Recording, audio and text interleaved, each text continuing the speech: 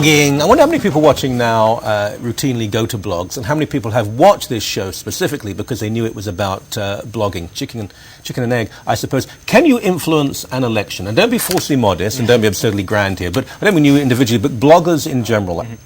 Can you influence a riding? Can you have any sort of effect on what happens? Well, here's the question. Where's Howard Dean now? When He's not here. Exactly. Well, when Howard Dean was running for the presidential nomination in the last round, the Dean scream, what happened with that? It was reported by a bit by the media. It was pumped on all the YouTube, pumped on all the blogs, and it went out and it destroyed his run. So it can have an influence on it. But what you're talking about... YouTube and blogging, I would agree. I mean, how did we manage before YouTube? A lot of people, surely, I think I'm relatively average, go to YouTube, all sorts of things. I mean, we watch TV shows on YouTube, for goodness sake. That's separate from blogging, though. That's simply repeating an image from television generally, or from a handheld camera, a phone, of something that has happened. That's not blogging. It's not blogging, but what you'll find is on a lot of blogs they will have video clips and make reference of them. One of the phrases you've always heard, if it didn't happen on television, it didn't happen. Well, of course, these days, if it didn't happen on YouTube, it didn't happen. But bloggers use mediums like YouTube in order to capture specific events that happen on the local and the riding level. For example, the Liberal candidate in Guelph made a statement the other day that the Green Shift is as much a social program as it is an environmental program. Whoa. Well, that goes... Whoa, it's pretty good stuff. Exactly, but it counters what Dion has been trying to say a lot about the Green Shift, and that was captured on YouTube and posted. There have been articles saying that the Liberals are quite proud of the fact that the Green Shift is incredibly boring. I don't even want to talk about that. But I mean, really, But Michael, that's policy. That's what an election is about. Who's the Liberal candidate in Guelph, anyway? Frank Valerian. Okay. I mean, I'm just not sure how many people would really say, did he really? Well, I'm not voting for him. I'm not sure if it's a major... But you were going to... YouTube, without doubt, is significant. I think we're talking about maybe two different things. There's one where there's an external event that is pumped up and spread by blogs. And then there's something which I think maybe you were alluding to, where the blog itself is the source of change. Yes. That's a lot harder to do, because obviously we don't have resources. In the last election, I wrote a series of stories about a Liberal MP in Pontiac, David Smith, who had gotten in trouble. I discovered all sorts of issues about his company, about how he was running it, and so on, that wasn't reported in the main media. It got to the main media from my blog. It didn't come from anywhere else. Got to the CBC. Did Lawrence Cannon win that riding because I wrote a bunch of stuff about David Smith? I don't think so. Did I have an effect? Maybe. Maybe I had a slight push in one direction. It was even more of a recent event, right, that you wrote about? Jack Layton copying Barack Obama. Yeah, I have no idea where that's going to go.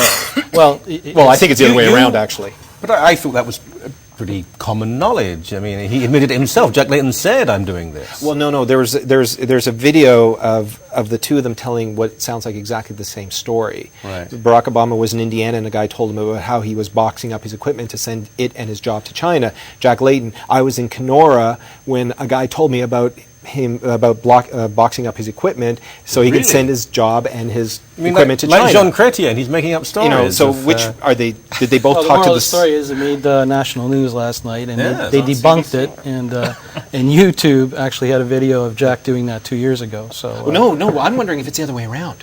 I'm wondering if Barack Obama. So now Barack Obama is actually copying from Jack Layton. This is a wonderful, it's a great Canadian achievement. It'll be a CBC commercial soon. And you heard it here first. You should see the traffic I'm getting out of the U.S. right now. Yeah. There's a lot of people wondering whether Barack Obama is pulling a Joe Biden, snatching stories from other politicians. Are you not worried then that the story becomes conservatives going after Barack Obama again?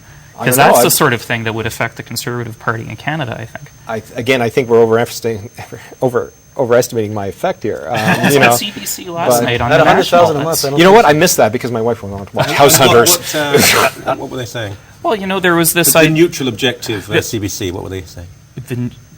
What CBC said, they reported on what Steve wrote on his blog, and they said, here's the NDP response, and here's the facts that back up the NDP response. So now Steve's saying, well, maybe Barack Obama stole it from Jack Layton and not vice versa.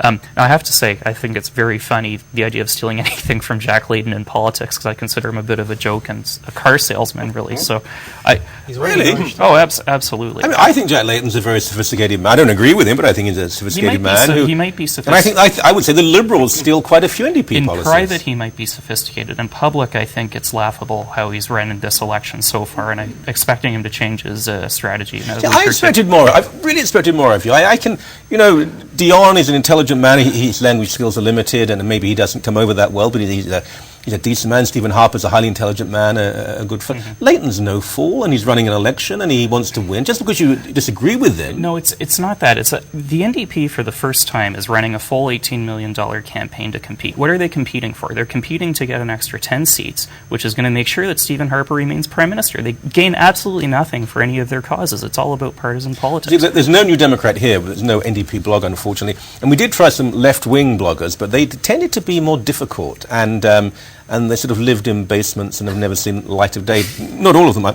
but I'm not here to support the NDP, but they want to form a government. They won't. But there are some of them, and I've heard this within your party too, there is a concern that they could perhaps be the second party. No, that's...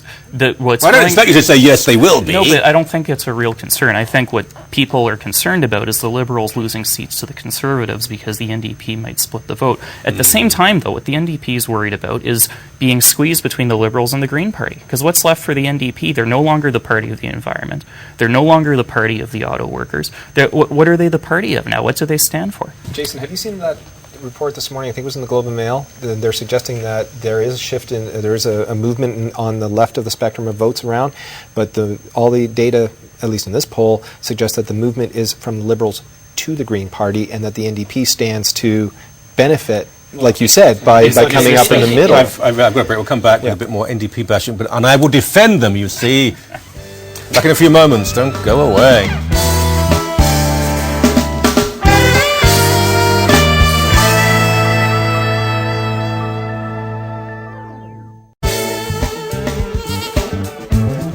Welcome back to your Coren show and blogging and attacking the NDP. You're just a bunch of politicians. You say you're bloggers, but you're attacking the NDP because you're partisan Liberal. I understand that, and you're trying to play the other side. And it's Tory against Liberal, but via the context of a blog instead of a platform. Perfect. They're not arguing. Good. Well, that's it. Tomorrow. Dead air. Uh-oh. Well, we really did try. We went to bloggers on the harder left, and there are some out there. And I know people will email me now and say, well, I would have done it, you didn't try me. But there are people who aren't very serious bloggers. But a lot of the harder left blogs, and we always have NDP people on the show, they weren't appropriate for the show, or they weren't interested in coming on. Does it tend to politically slip into Tory and Liberal? I've had trouble in the past trying to work with the NDP, for example, on registering young people to vote. And they said, oh, how convenient you would contact us during an election. So this is just something I've noticed on the younger, less officially involved side of the NDP, that there are people that are they're very concerned about working with people from other parties because they don't really trust it. So they're going to look at this program and say, oh, Steve Janke's there, Jason Cherniak is there, and maybe they just don't want to be on a program with us or with your audience. I don't know what it is. I think there's a really good, out there, I think there's a really good young blogger for the NDP, Cam Holstrom, Peterborough Politics, who writes well-researched, incredibly good stuff on his blog.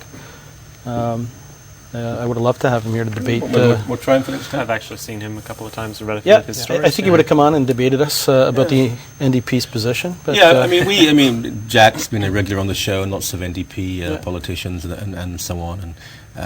But I wouldn't have thought it would be completely conservative and Liberal.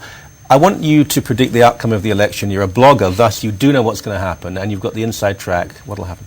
Minority Conservative. What's the point of the election then? More minority. No, you know what? I think that the locking in the polling numbers that we've seen for the last year, the inability of the Liberals to actually vote in Parliament on anything that matters, it suggests that we've hit an impasse. We need to do this. We need to clear the air. A tipping point has been reached. Is this a talking point though? Because obviously the Conservatives are terrified of people assuming they'll form a majority because then they won't get the majority. Have you been told to say minority government? No, but I've seen that effect before, so I think it will turn out to be a minority.